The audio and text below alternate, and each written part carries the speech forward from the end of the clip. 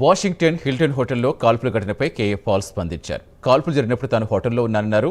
Hilton హోటల్లో ఎప్పుడు ఇలాంటి పరిస్థితి చూడలేదన్నారు. ప్రస్తుతం అమెరికా ప్రెసిడెంట్కి రక్షణ లేని పరిస్థితి వచ్చిందన్నారు.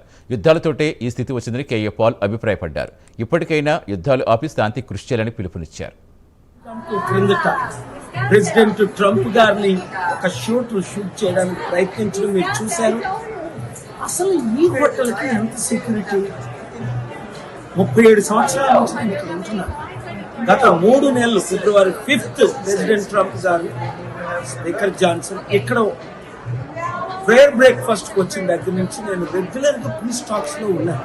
పెద్దలందరినీ కలుస్తున్నాను.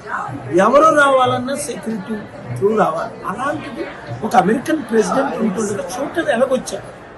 ఇది ఎవరి ద్వారా జరిగింది? ఇవన్నీ ఇన్వెస్టిగేషన్లో గుడ్ న్యూస్ ఏంటంటే ఎవరికి ఏ హాని జరగలేదు.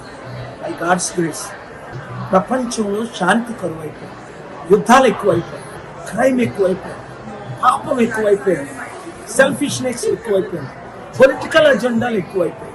Piece is lacking. Jesus said, blessed are the peacemakers. That's what I am doing.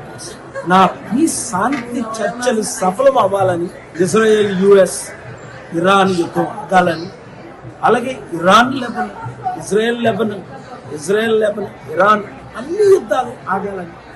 Everything is possible if you work together for peace. God bless you.